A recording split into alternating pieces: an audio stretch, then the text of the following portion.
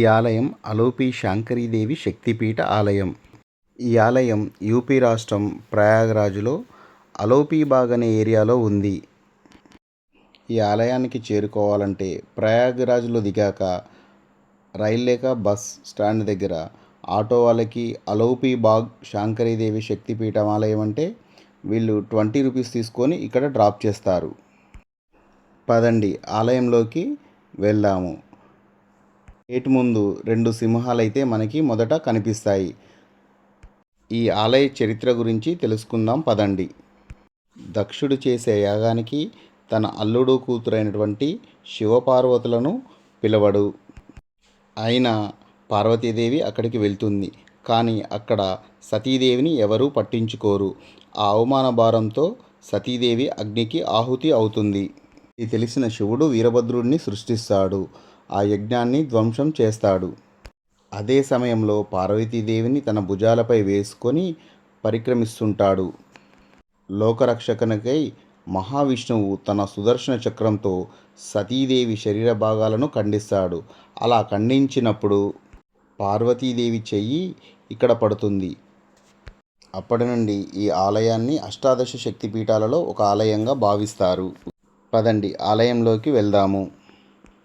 ఈ ఆలయంలో ఎటువంటి టికెట్ కౌంటరు ఉండదు.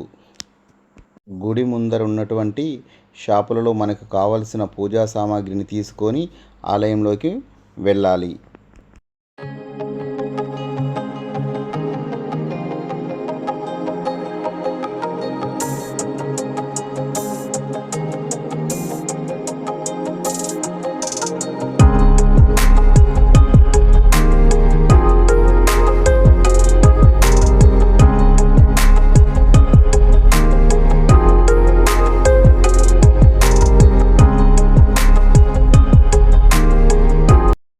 ముఖ్యంగా ఈ ఆలయంలో ఎటువంటి విగ్రహం కానీ అమ్మవారి ప్రతిరూపం కానీ ఉండదు.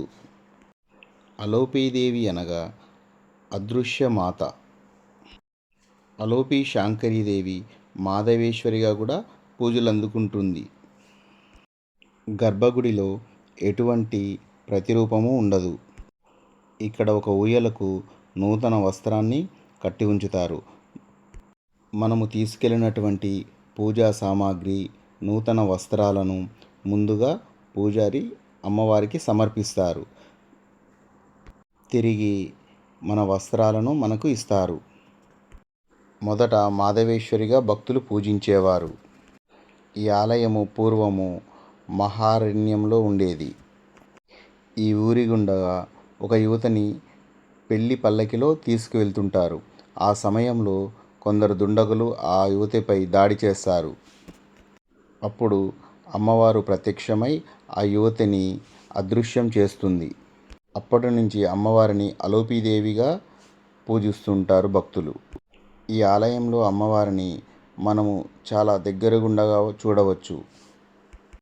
ఈ ఊరిలో ఎటువంటి శుభకార్యం జరిగినా అమ్మవారికి నూతన వస్త్రాన్ని సమర్పించి తర్వాత ఆ వస్త్రాన్ని గుడి ముంగట ఉన్నటువంటి చెట్టుకి ప్రార్థించి కట్టి వెళ్తారు.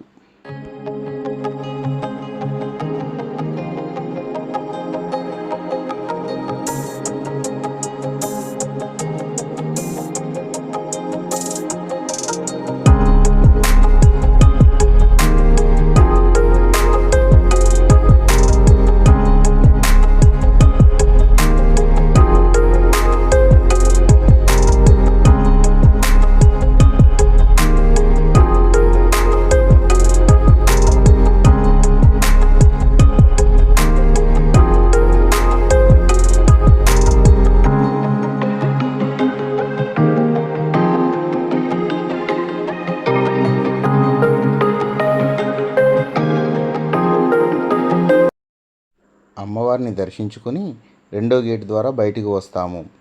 ఆలయం ముందట మనకి పూజా సామాగ్రితో పాటు గాజులు, కుంకుమ, నూతన వస్త్రాలు, అమ్మవారికి సంబంధించినటువంటి పూజా సామాగ్రి మొత్తం మనకి లభిస్తుంది. ఆ షాపులు దాటుకొని కొద్దిగా ముందుకు రాగానే మాత భగవతి జలపాదేవి ఆలయము ఎదురుగా మనకి కనిపిస్తుంది. అక్కడ కూడా ఎటువంటి విగ్రహం కానీ ప్రతిరూపం కానీ ఉండదు.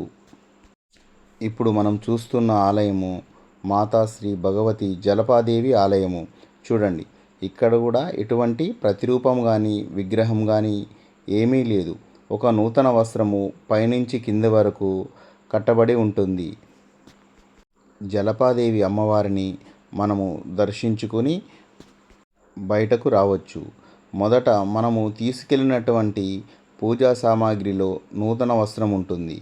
ఆ వస్త్రాన్ని మరలా ఇక్కడ కూడా జలపాదేవికి సమర్పించి తిరిగి గుడి ముంగట ఉన్నటువంటి చెట్టుకు కట్టాలి. చూడండి, తిరిగి వస్తుండగా గుడికి సంబంధించిన నమూనాలు గోడలపై మొత్తం సిమెంటుతో చెక్కబడి ఉంటుంది. సాయంకాలం మరలా అమ్మవారిని దర్శించుకొని వారణాసి బయలుదేరాము.